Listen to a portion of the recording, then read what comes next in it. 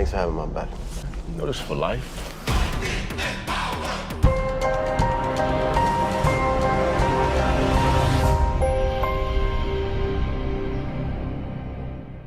What's up, YouTube? It's your boy Mark Dark, and I'm back with another video. If you're new, if you love BMF, go ahead and hit that subscribe button. Like the video and leave your theories, comments, everything down below. Now tonight we're going to be talking about BMF Season 2, Episode 1. This is the quick thoughts, early impressions for Episode 1. So down below, I want you guys to let me know exactly how did you feel about this latest episode of BMF. We are back, and man, I'm going to tell you right now, spoiler alert. Once again, spoiler alert, because I'm not trying to spoil it if you have not seen it. So trust me, go watch the episode if you have not seen it. But if you're still here, I'm going to tell you right now, your boy Lamar is alive. Yes, he is alive. That was the biggest shocker of this episode. Once that happened, the whole episode, to me, it just felt completely different. I was like, damn, so your boy Lamar, you can't stop the rain, has made it. And the way the episode ended with him opening up his eyes, it was crazy, man. It was flat out crazy. And a lot of people, they asked me this question last season. They said, why didn't you make a Remembering Lamar video? Well, this is the reason why. Because I didn't 100% feel like Lamar was gone. I wanted to wait until Season 2, till we got a little bit more intel, a little bit more facts on what really happened to Lamar. And it's crazy because in those exclusive clips that was released this week, of course, Detective Bryant and of course the commander talked about Lamar dying and stuff like that. We saw the picture on the board with him being deceased. So a lot of people was like, man, okay, so Lamar is gone.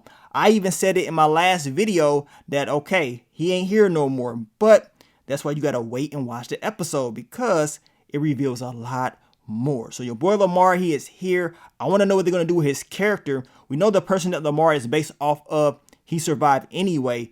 The person Kato was based off of is alive as well, but we know she didn't make it in the show. So they're going to switch things up for TV purposes. But overall, man, this episode was flat out fire. I told you guys we will see the reintroduction, the real introduction of K9. And he didn't waste no time at all. Everybody was wondering, if K9 was going to be big and bad, how crazy he was going to be.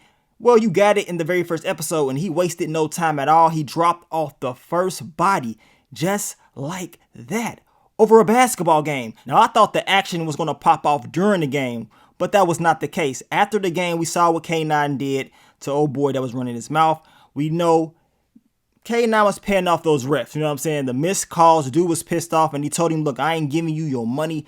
Once he said that, K9 didn't think twice about it. He was like, oh, you're not going to give me my money? Well, I guess I got to drop you off in broad daylight. So this K9 character is not going to be playing at all. And Meech has made a deal with him. That's what he was trying to do the whole episode, trying to prove himself and show K9 like, look, I can do this. Just give me the chance. And by Meech doing this is a big risk, because this dude has just told him, if you don't give me my money, I'm going to take your life, your brother's life, the boys that you was hanging with at the basketball game. He ain't playing around.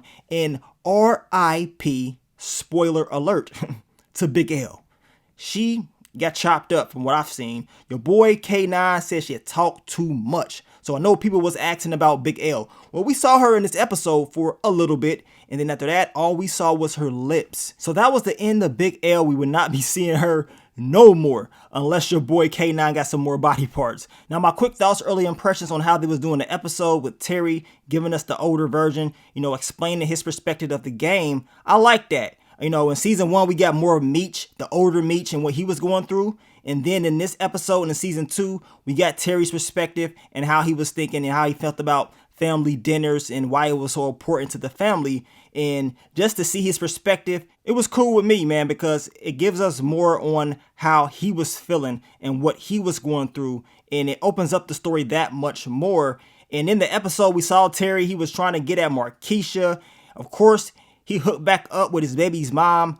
LaWanda, and I told y'all I wanted to see what was going to happen with the whole LaWanda and Markeisha thing, and it's still at the very beginning, right? But while he was in bed with LaWanda, he was thinking about clapping Markeisha's cheeks. So I'm like, man, your boy Terry is just flat out crazy, and he was smiling and laughing like everything was good, but he was thinking about a whole different person. And we found out that the parents was part of the reason why LaWanda left in the first place. And once Terry found out, he was pissed off. He's like, man, so y'all knew about this? Y'all was a part of this the whole time? So he was like, man, I don't know who to trust up in this family, right? So he was going through a lot. We know he got the whole car business.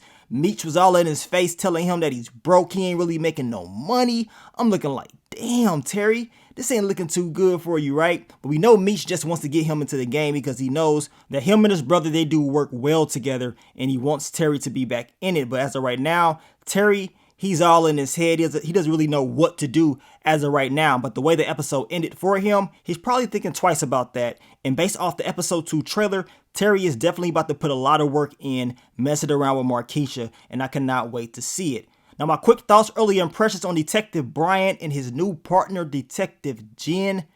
She wasn't playing around, y'all. This girl said, you know what? I hit people with cars. I don't care. I will catch a body if I got to.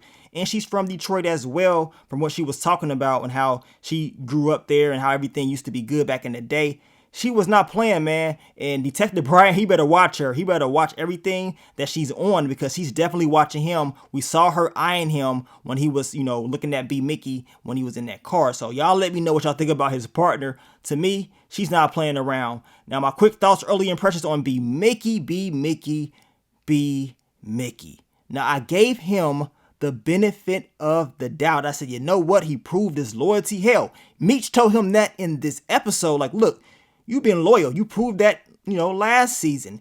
And I want you to be my dude, my right hand. I need you, especially with us doing new business with K9.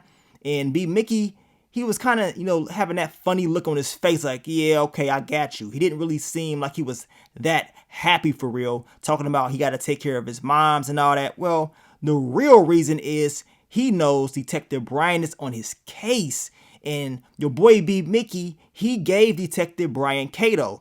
Well, Kato ain't here no more. So to him, it was like, well, I can go ahead and rat her out. She can't do anything to me. But he told Detective Bryant that Terry is out of the game and that Meech is the only one that's doing business right now.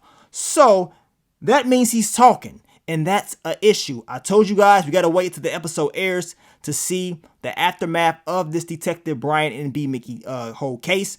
We know Detective Bryant still has the gun, and it's just not looking good at all. It's not looking good. And I was just wondering if B. Mickey was going to tell Meech the issues that he had with Detective Bryant, but he didn't. So it goes to show you that things are about to get real spicy this season, because your boy B. Mickey, from the looks of it, he may just be on borrowed time, because if he does not tell Meech what's going down and Meech finds out, just like Meech gave him that look in season 1 about Kato, but we know B. Mickey told him about Kato, even though Meech knew. But when B. Mickey told him, what would you have done if I didn't tell you? Y'all saw that look Meech gave him, right? So what you think's going to happen in season 2 if B. Mickey does not say anything? But this time, it's a little bit more serious. And it's crazy to see that Detective Bryant, he was still there after all those years. When they go to 05, he was still there. He was the one that helped arrest Terry. So I'm looking like, man, this dude ain't gonna go nowhere. And we also got a little bit more intel on Detective Bryant, his son, Kevin. He's getting bullied and stuff. That shirt he had on, man, I thought that was Blank Man on that boy's shirt. I don't know what the hell was going on up in there, but we definitely going to talk more about this in the full recap. Now, I will be dropping a full recap later on in the day, so stay tuned for that. You guys let me know what was your quick thoughts, early impressions on BMF Season 2, Episode 1. Your boy K9, he turned up. He turned up. And Lamar Silas, he is not dead. That's crazy, right? That is crazy. I really can't wait to see what's going to happen next when Meech finds out about Lamar. Because y'all know Lamar ain't done, right? He ain't done. It's about to be all hell this season. But I want to thank you guys once again for all the love, all the support, and I will catch y'all on the next one. But let me get up on out of here, man. It's your boy Mark Dark.